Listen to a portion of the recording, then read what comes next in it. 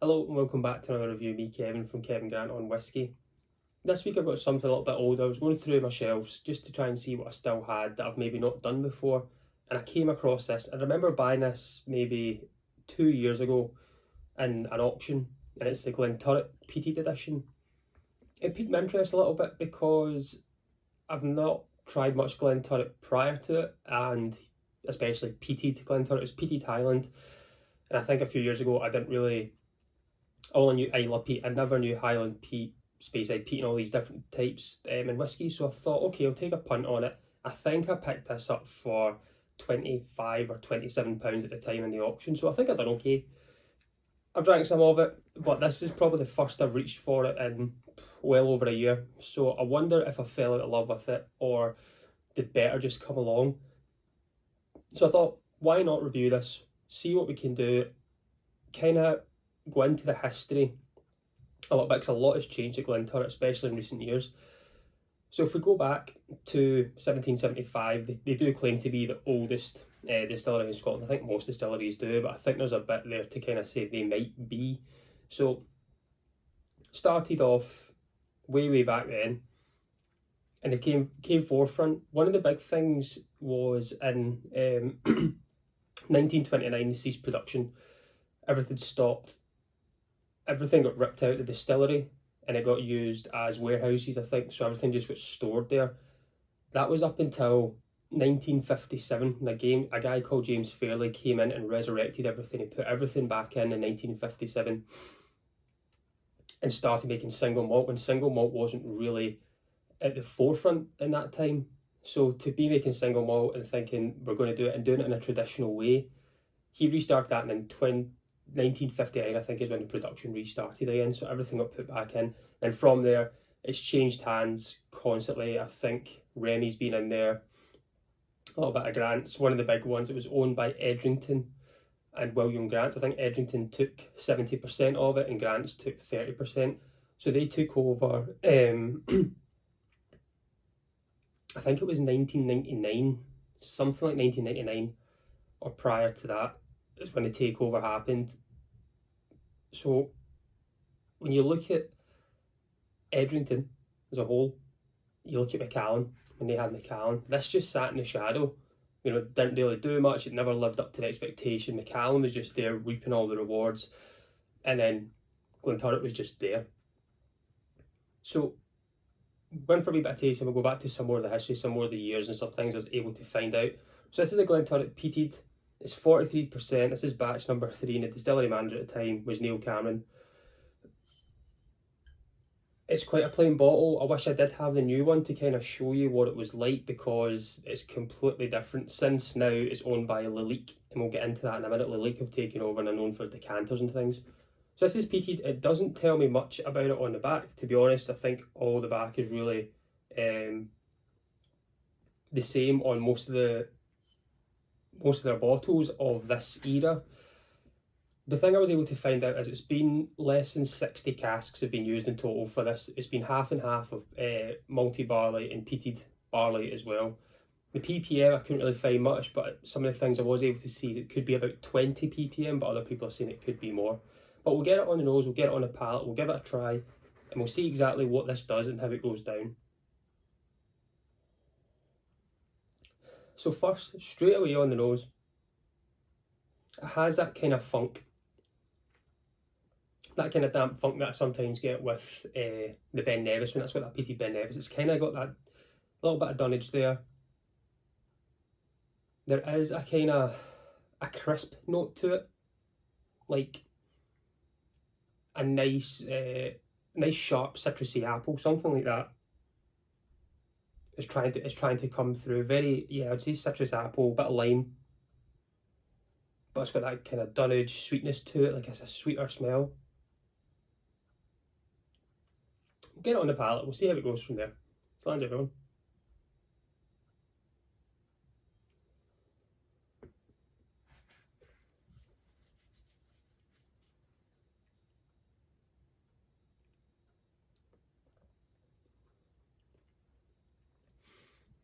So it's quite sweet. And there is a soft smoke to it, a soft peatness. coming through. But it is a really sweet, I'm getting that kind of maybe banoffee pie in it. There's that kind of a lot of caramel on there, a little bit of banana, kind of what would I say? It's very sweet, but banoffee pie wise, the little citrus note still hangs about. That little bit of dunnage is just there as well, but the finish is quite quick. I think that was a disappointing thing for me. I do like that natural colour. If it is cast strength, great. If not, if it's going to give it unchill filtered, but the 43%, and it doesn't tell me if it is or is not chill filtered or coloured. So for me, when I don't see that, I always believe that it is. But that was probably the only disappointing thing about this right now is the finish. The nose, as I say, reminds me of that Ben Nevis, the kind of dirtiness to it as well, but this has just got that kind of cleaner edge, as I say about the kind of apples and the lime coming through on the nose. Maybe a little bit of mint or something there. It's just...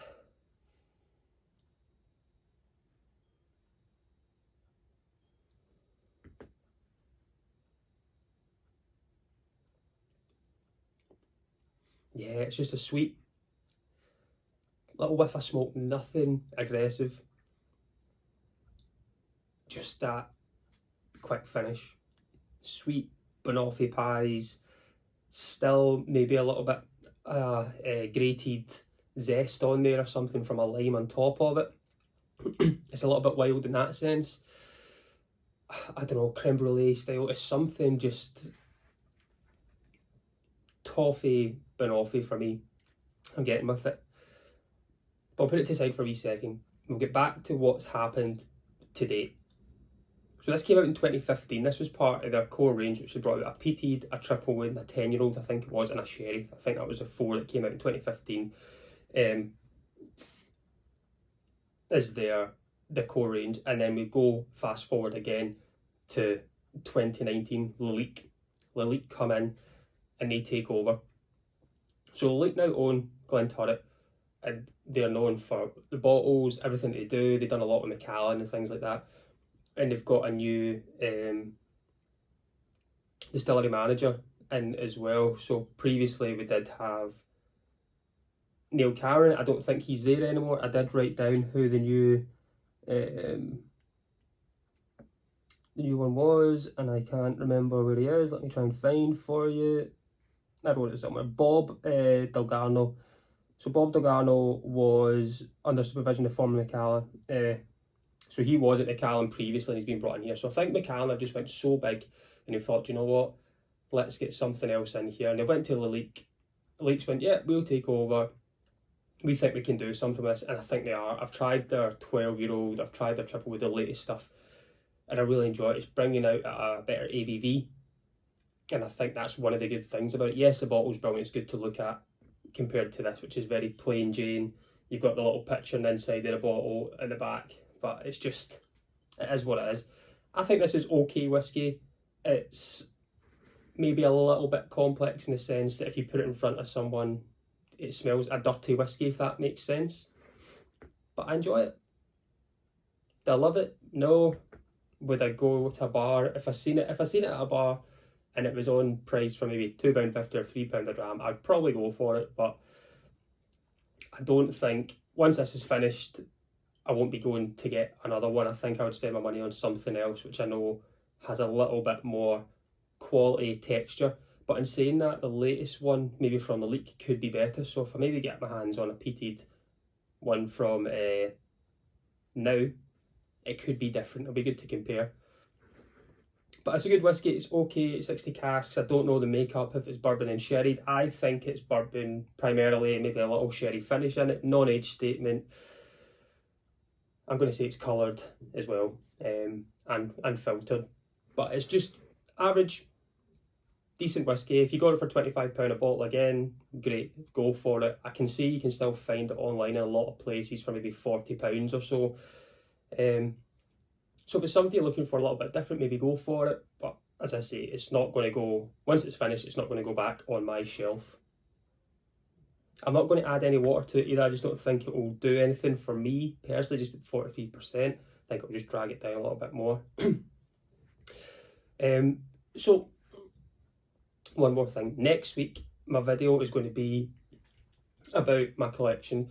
I'm going to pick my 5 favourite whiskies of the year from my collection, and you're all going to be in for a chance to win a sample of each. So I've got my wee sample box here that I'll be able to ship out, and I'll put 6 of them in there. So all you need to do is tune in next week, and all the ways to win it will be there. Hopefully I can get them shipped out before Christmas for you as well. So if you're having a Christmas dinner and things, you want a wee dram afterwards, you can try something there. But I'm going to try and have a wee chat about the 5 or 6 favourites that I've got there from the previous year, and then send out to one lucky winner. So I'll put up a description how you'll be able to win that in the link below, and I'll chat to you as well about it.